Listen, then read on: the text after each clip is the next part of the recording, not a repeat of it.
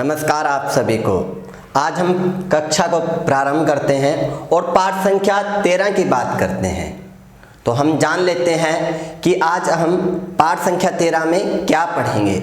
आज हम राशियों के गुण स्वरूप का ही अध्ययन करेंगे, पर इस गुण स्वरूप में हम क्या पढ़ेंगे, आज राशियों को तत्व से समझेंगे कि किस राशि को किस तत्व की संज्ञा प्राप्त है। तो हम राशियों को तत्व से समझने का प्रयास करेंगे।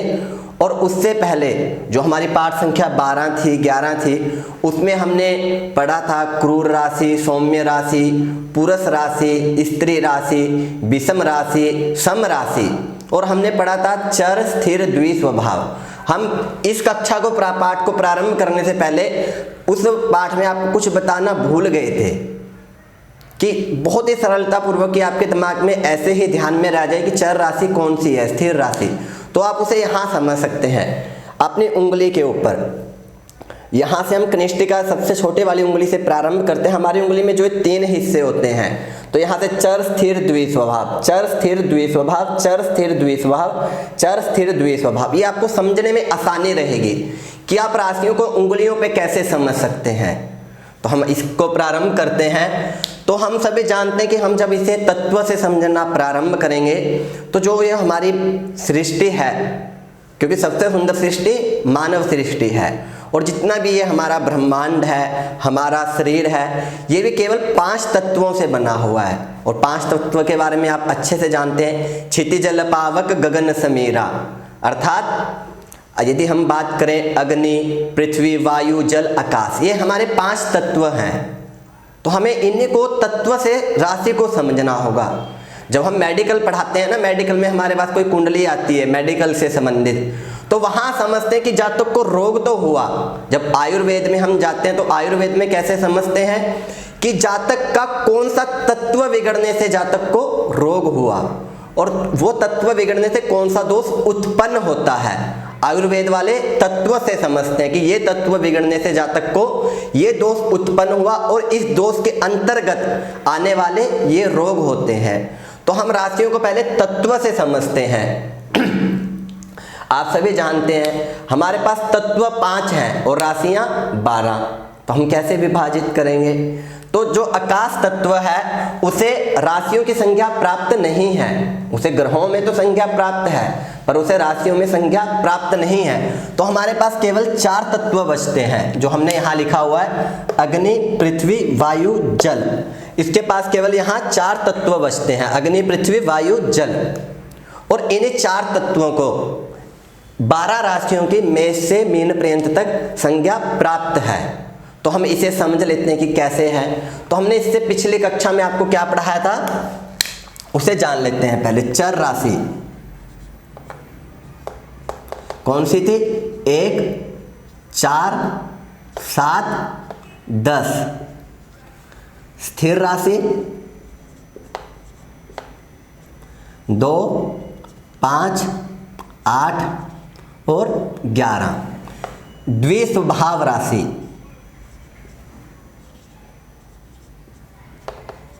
आप सभी जानते हैं, और हमें विश्वास है कि आपने क्रम से याद भी कर लिया होगा। 3, 6, 9, 12। आपने ये सब आप सभी जानते हैं, पिछली पाठ संख्या में आपने पढ़ा भी था।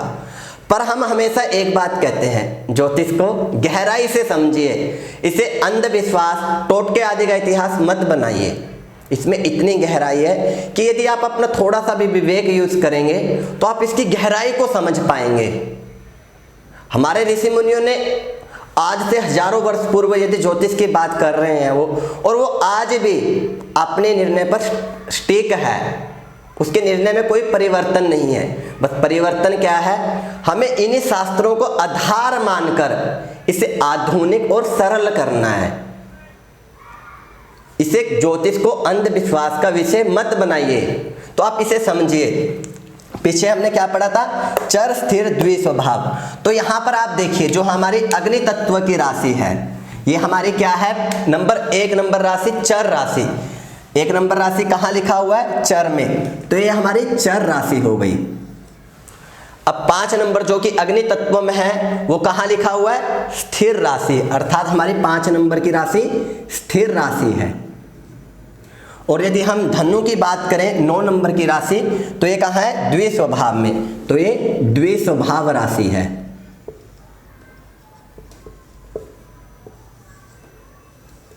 तो आप देख सकते हैं ये ऐसा एक में नहीं है कि केवल अग्नि अग्नि में है, ये चारों में है। बस आपको क्या है, अपना विवेक थोड़ा सा यूज करना है। अब यहां पर देखें तो 2 नंबर कहाँ लिखा हुआ है? स्थिर। 2 नंबर की राशि स्थिर राशि, और 6 नंबर की राशि हमारी द्विस्वभाव राशि,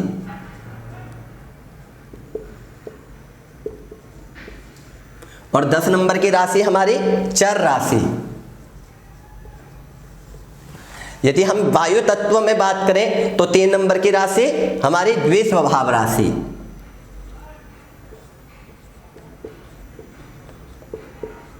7 नंबर की राशि चर राशि,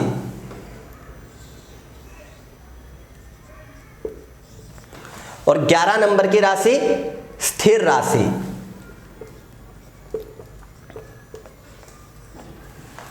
यदि हम जल तत्व की बात करें 4 नंबर की राशि चर राशि, 8 नंबर की स्थिर राशि, और 12 नंबर की राशि द्विस्वभाव राशि।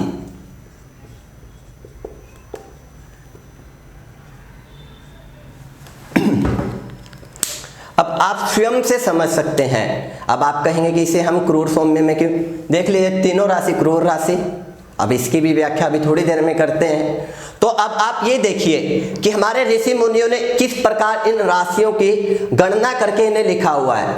यदि आप जितना भी पुस्तक उठाएंगे, हम हमेशा प्रमाणिक पुस्तक की बात करते हैं, किसी ऐसे वैसे जो प्रमाणिक पुस्तकें हैं, बृहत पाराशर, होरा शास्त्र, मानसागरी, सारावली इत्यादि, आप बृहत संहिता, बृहत जातकम, इन पुस्तकों का अध्ययन करिए। जब आप इनका अध्ययन करेंगे तो आपको एक क्रम वहां मिलता है, पर इस क्रम से कहीं नहीं बताया गया। या जितने भी हमारे आचार्य गण हुए, उन्होंने इस क्रम से कहीं पर नहीं बताया। उन्होंने केवल क्या बताया कि चर राशि ये है, स्थिर राशि, द्विस्वभाव ये राशि है, और ये अग्नि तत्व की 1 5 9 अग्नि तत्व की राशि है, 2 6 10 पृथ्वी तत्व की राशि है, 3 7 11 वायु तत्व की राशि है, और 4 8 12 जल तत्व की राशि है। वहां पर आपको केवल इतना लिखा हुआ मिलता है और इनकी कुछ व्याख्या है। पर जब इसकी आप गहराई को समझने का प्रयास करते हैं तो आपको समझ आता है कि इसमें कितनी गहराई है। ये हमने बहुत ही सरलता पूर्वक और आधुनिक ढंग से आप समझ सकें। हम हमेशा एक बात कहते हैं कि जो ये हमारा वेद है ये गुरुमुख है, कि पहले के समय में ना कोई कॉपी होती थी ना कोई पेन था, तो ये गुरु के द्वारा उच्चारण होता था और शिष्यगण इसे कानों से सुनकर ही याद कर लेते थे। ये गुरुमुख परंपरा है। और क्यों ये गुरुमुख परंपरा है, इसे आप समझने का प्रयास कीजिए। इसमें इतनी गहराई है, यदि आप समझेंगे तो वो आपको स्वयं से नजर आएगी। यदि आप स्वयं से फिर भी अपना विवेक ना बरतकर अंधविश्वास में पढ़ना चाहेंगे तो हम कुछ नहीं कहेंगे। आप इसे समझने का स्वयं से प्रयास कीजिए, क्योंकि गुरुमुख परंपरा है। अब आप इसकी गहराई को समझिए कि कितनी इसमें गहराई है। हमने यहाँ चर, स्थिर, द्विस्वभाव यहाँ राशियों में समझ लिया। अब आप इसे कैसे समझ सकते हैं कि ये देखिए हमारे पास अग्नि तत्व आ गया, पृथ्वी तत्व आ गया, वायु तत्व आ गया, जल तत्व आ गया। ये हमारे पास 4 तत्व हैं। और हमने यहाँ पर आप अग्नि का गुण देख लीजिए, इसमें हमारे पास चर राशि है, अर्थात 1 नंबर राशि चर राशि। तो ऐसे जातक में क्रोध नहीं होगा, वो गुस्सा नहीं होगा। क्या वो विषम परिस्थितियों में सम रह सकेगा? ये आप यहाँ से स्वयं देखिए, आपको स्वयं से समझ आएगा। और जो 5 नंबर सिंह राशि है, यहाँ पर आप चर अग्नि तत्व राशि में देख रहे हैं, तो क्या ऐसे जातक स्थिर रह सकते हैं कि वो सौम्य रहे? नहीं, उनमें आपको क्रोध दिखेगा। क्यों? अग्नि तत्व है, अग्नि से आप स्वयं समझ सकते हैं। और क्या ये क्रूर राशि है? 5 नंबर की राशि आप स्वयं जानते हैं क्रूर राशि है, पुरुष राशि है, अर्थात इसमें पुरुषोचित गुण भी होगा। विषम राशि है, क्या इनके पास यदि कोई विपरीत परिस्थिति आ जाए, क्या ये उस विपरीत परिस्थिति में भी सम रह सकेंगे? कुछ ना बोले, चुपचाप बैठे हैं, शांत नहीं। आप अग्नि की तरह ये भड़क उठेंगे। आप इन स्वयं देखें कि जातक में कितनी जल्दी से गुस्सा आया, कितना उसमें क्रोध, आपको स्वयं दिखेगा। हम ये नहीं कहते कि हम इसे मानकर, आप अपने आसपास देखिए, अपने परिवार की कुंडली देखिए, और जो ये राशि के गुण स्वरूप हैं, आप इन गुण स्वरूप को अपने परिवार के ऊपर, अपनी कुंडली के ऊपर लगाकर देखिए। क्या ये जो गुण स्वरूप हम यहाँ बता रहे हैं वैसे वहाँ लगते हैं?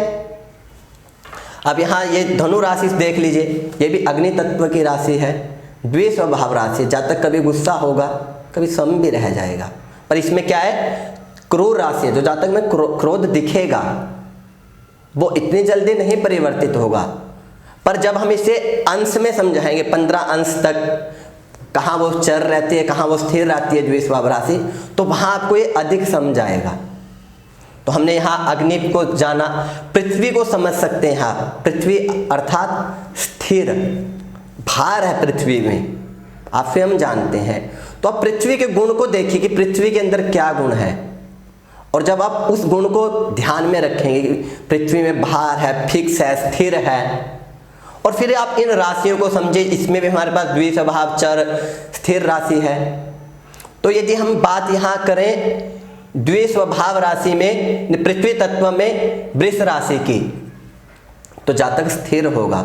आप कितना ही गुस्सा कर लीजिए, कितना ही कुछ बोल लीजिए, जातक स्थिर होगा। आप कितना समझाएंगे कि बच्चा ये काम ऐसे नहीं ऐसे होना चाहिए, आप किसी को कहेंगे कि ये काम ऐसे नहीं ऐसे करना चाहिए, वो कहेगा ठीक है कुछ नहीं, पर वो अपने निर्णय पर अडिग रहेगा। आप कितना ही प्रयास कर लीजिए, वो अपने निर्णय से नहीं बदलेगा, और वो आपके ऊपर क्रोध भी नहीं करेगा। क्यों? वृष राशि क्या है? स्थिर राशि है, स्थिर रहेगा। सौम्य राशि है, सम राशि है, आप कितना कहिए वो सौम्य रहेगा, गुस्सा नहीं करेगा। स्त्रियोचित गुण राशि है, चुपचाप बैठा रहेगा। रानी का क्या गुण होता है आप स्वयं समझ सकते हैं। और स्त्री राशि है, सौम्य राशि है, पृथ्वी तत्व की राशि है, तो वो स्थिर रहेगा। और जब आप चले जाएंगे, आपके मन में भी आता होगा मैंने इसे इतना समझाया, क्या इसने मेरी बात मानी होगी, या इसने अपने निर्णय में जो इसने निर्णय किया था उसमें कुछ परिवर्तन किया, या फिर ये स्थिर है। आप स्वयं कंफ्यूज हो जाएंगे, क्या करें, समझ नहीं आता। इसे इतना समझाते, एक समझता क्यों नहीं। बच्चा है तो बहुत जिद्दी है, इतना बच्चे को समझाते हैं, बच्चा समझ नहीं पाता। बड़ा है तो कहेंगे कि अपने निर्णय पर अडिग है। एक बार जो उसके मन ने ठान लिया कि ये बात है, तो वो वही बात है, आप उसे परिवर्तित नहीं कर सकते। पर यदि यहाँ पर हम कन्या राशि की बात करें, पृथ्वी तत्व में कन्या राशि कौन सी राशि है? द्विस्वभाव राशि। तो ऐसे जातक क्या होंगे, वो भी अपने निर्णय पर अडिग होंगे, पर द्विस्वभाव, उनके मन में द्विस्वभाव है, कुछ कंफ्यूज रहेगा। ज्यादातर उनका प्रभाव अपनी तरफ अडिग रहने का हो, क्योंकि पृथ्वी तत्व की राशि है। पर यदि आप थोड़ा प्रयास करेंगे, समझाएंगे उसे, थोड़ा फोर्स के साथ अच्छे तरीके से समझाएंगे, तो वो अपने निर्णय में परिवर्तित कर लेंगे, क्योंकि वो पहले से ही संकोच में, द्विस्वभाव है कि मैं निर्णय सही ले रहा हूँ या गलत ले रहा हूँ, वो पहले ही संकोच में है। पर यदि यहाँ पर हम चर राशि की बात करें, जो कि हमारी मकर राशि 10 नंबर की राशि है, पृथ्वी तत्व की राशि, तो आप इसे समझ सकते हैं कि वो तो स्वयं से ही पहले ही चर है, पर वो पृथ्वी तत्व में है। तो क्या जातक के अंदर हमें थोड़ी स्थिरता दिखेगी, क्योंकि जो पृथ्वी का गुण है वो भी तो उनके अंदर गुण विद्यमान होगा। पर जैसे आप उसे समझाएंगे, वो थोड़ा सा बात को समझने के बाद अपने निर्णय में परिवर्तन भी कर लेंगे। आपको स्वयं दिखेगा कि उनके निर्णय में परिवर्तन हुआ। आप इस प्रकार इस राशि को समझ सकते हैं। आपको ये जो लिखा, हम यहाँ लिख रहे हैं, ये आपको लिखा हुआ मिल जाएगा, पर जो हम व्याख्या कर रहे हैं, ये व्याख्या किसी पुस्तक में नहीं है। इसे हमने सरल और आधुनिक ढंग से, कि आपको समझ आ सके, आप किसी अंधविश्वास में ना पड़े, आप भ्रम में ना रहें कि ज्योतिष बहुत ही कठिन है, इसे हम समझ सकेंगे या नहीं। और आप देखते होंगे कि आपकी कुंडली किसी के पास जाती है, आपके बारे में बताना शुरू कर देते हैं, आप सोचते हैं पता नहीं कौन सी सिद्धि की हुई है, पता नहीं क्या है, कि कुंडली आगे आई नहीं, वो इस विषय को यदि जानते, वो आपके बारे में बता सकते हैं। इतना कठिन, यदि आप इसका अध्ययन करेंगे तो आप भी बता सकते हैं। कोई इतना ये कठिन विषय नहीं है, बस आपको एक ही कि आप क्रम से पाठ देखें और निरंतरता पूर्वक देखें, क्रम से पाठ देखें। यदि हमने 12 नंबर में जो पढ़ाया था उसे हमने 13 नंबर में जोड़ा इसके साथ, आपको समझाने के लिए कि आप समझ सकें। एक कहते हैं कि यदि बंदा कुछ सीखे तो सीखकर तो जहाज भी उड़ाया जा सकता है। यदि आप इसका अध्ययन करें तो आप ज्योतिष क्यों नहीं बता सकते। ये किसी अंधविश्वास का विषय नहीं है। हम बार बार एक ही बात कहते हैं कि ज्योतिष अंधविश्वास का विषय नहीं है। इसकी आप गहराई को समझिए, टोने टोट के अंधविश्वास से दूर रहिए और अपने परिवार को भी दूर रखिए। इसकी गहराई को समझने का प्रयास कीजिए जो हमारे ऋषि मुनियों ने लिखा हुआ है। अब हमने अग्नि, पृथ्वी, वायु, जल को समझा। आप अग्नि में देख सकते हैं कि 1, 5, 9 क्रूर राशि है, 2, 6, 10 सौम्य राशि है, 3, 7, 11 वायु तत्व में क्रूर राशि है, 4, 8, 12 फिर सम राशि है। जल का गुण आप देख सकते हैं। इसे आप अपने विवेक से समझने का प्रयास कीजिए। जब आपके पास कोई जातक आए तो आप इन सबको गुण को मिला के समझिए। जैसे उदाहरण के लिए आप यहाँ 5 नंबर की राशि हम सिंह राशि लेते हैं।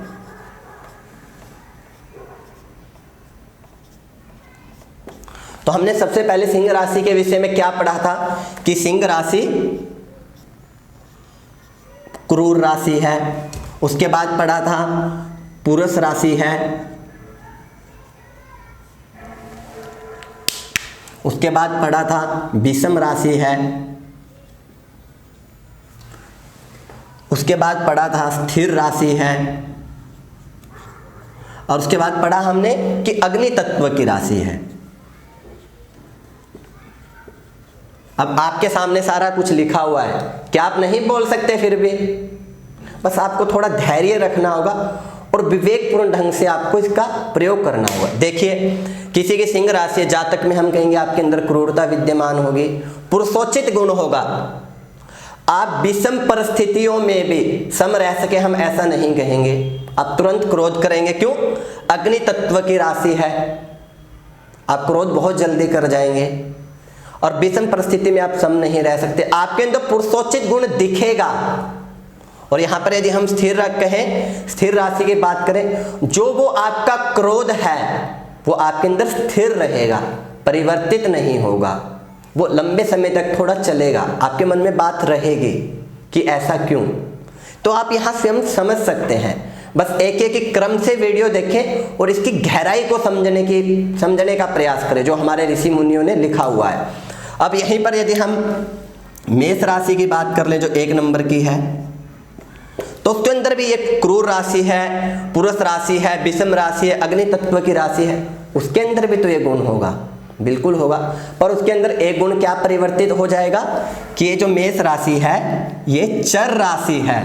और चर राशि का क्या गुण है कि वो परिवर्तनशील राशि है, स्थिर नहीं है।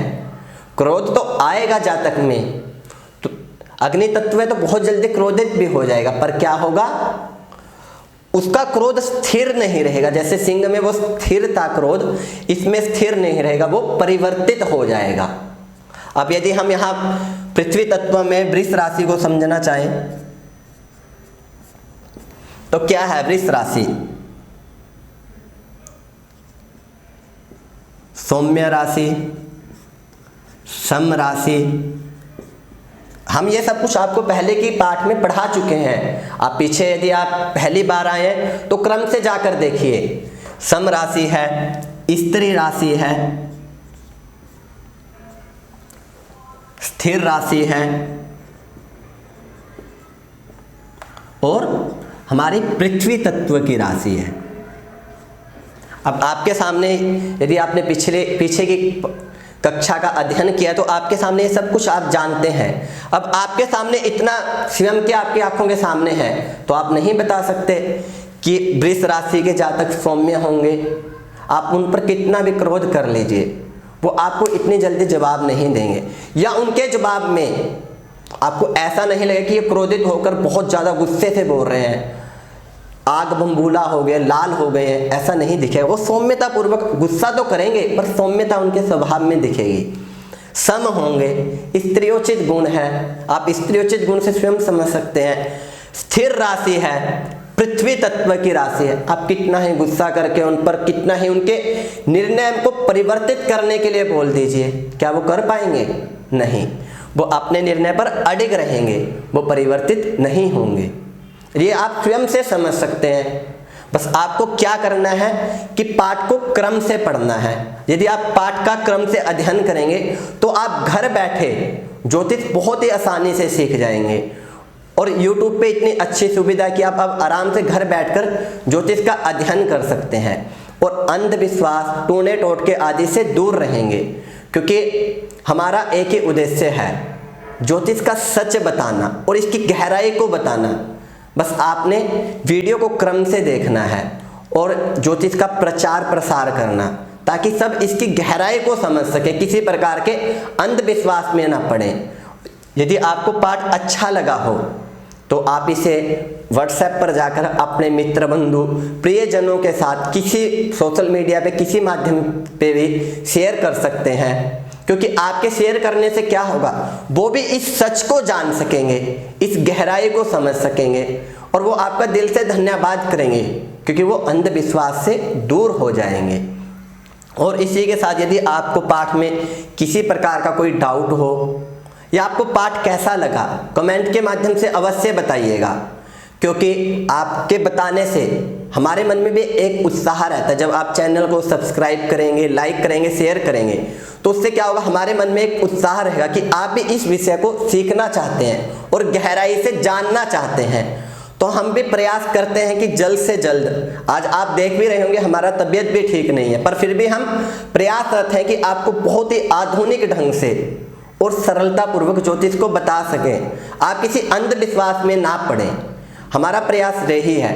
तो आप क्रम से वीडियो देखें। यदि आपके मन में कोई डाउट है तो आप संपर्क कर सकते हैं किसी भी माध्यम से, कमेंट के माध्यम से, आपके स्क्रीन पे नंबर चलता है, ईमेल आईडी चलता है, तो आप किसी माध्यम से संपर्क कर सकते हैं। कुंडली विश्लेषण के लिए भी आप संपर्क कर सकते हैं और कंसल्टेशन, हमारे पास तीनों सुविधाएं उपलब्ध है, टेलीफोनिक, वर्चुअल और फेस टू फेस मीटिंग। तो आप किसी भी माध्यम से हमसे संपर्क कर सकते हैं और ज्योतिष की शिक्षा से संबंधित आप कभी भी संपर्क कर सकते हैं। किसी भी प्रकार का मन में संकोच ना रखें।